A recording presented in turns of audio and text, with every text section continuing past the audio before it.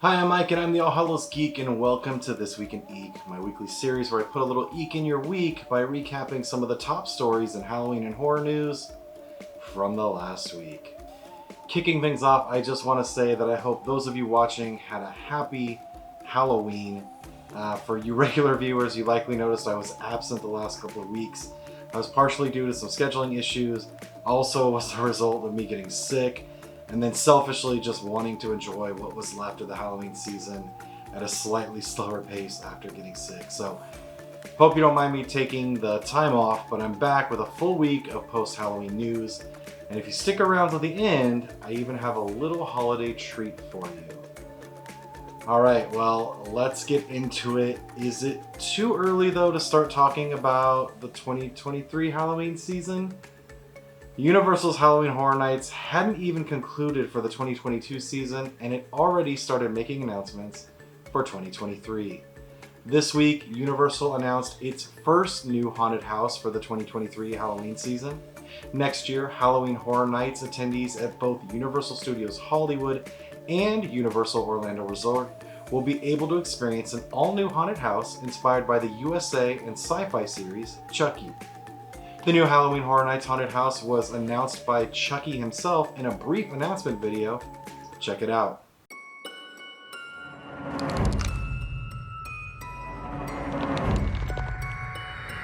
Hi, I'm Chucky. Wanna play?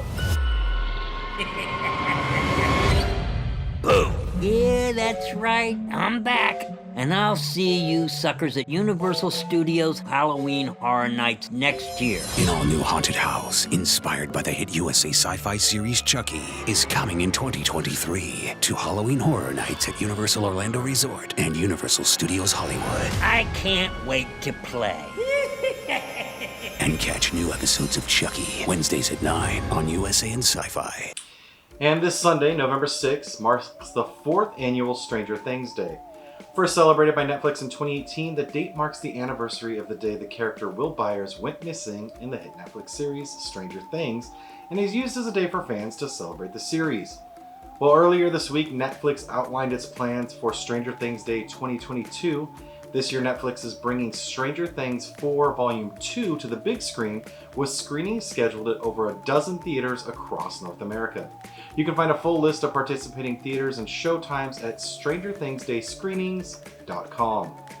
Netflix is also bringing Stranger Things screenings to Roblox in the first ever fully immersive Stranger Things experience, where you can watch Season 1, Episode 1 in-game. Starting November 6th at 11 a.m. Pacific Time, players will be able to watch Season 1, Episode 1 of Stranger Things every hour on the hour. In addition to watching the episode that started it all, fans will be able to explore iconic locations in Hawkins to unlock free UGC items, including Max's Walkman, Minnie's bike, Waffle Backpack, Eddie's guitar, and Steve's bat. The experience will be live on Roblox through 11:59 p.m. on November 13th. For further details on all of the Stranger Things Day happenings, be sure to check out my full coverage over on allhallowsgeek.com. And this week, HBO responded to online rumors by confirming the premiere date for its upcoming series, The Last of Us, based on the critically acclaimed video game of the same name. The 9-episode first season of the series will debut Sunday, January 15th at 9 p.m. both Eastern and Pacific on HBO, and will be available to stream on HBO Max. The premiere date began circulating online Tuesday, but at the time was labeled as a rumor or a leak. HBO officially announced the release on Wednesday. The Last of Us takes place 20 years after modern civilization has been destroyed. The series stars Pedro Pascal as Joel, a hardened survivor, who is hired to smuggle 14-year-old girl Ellie, played by Bella Ramsey, out in an oppressive quarantine zone. What starts as a small job soon becomes a brutal and heartbreaking journey as they both must traverse the US and depend on each other for survival. And more than 40 years after its release, 1981 slasher My Bloody Valentine is getting an officially licensed tie-in novel. The novel treatment, celebrating the cult favorite horror film, will arrive in early February 2023 from Stop the Killer Games.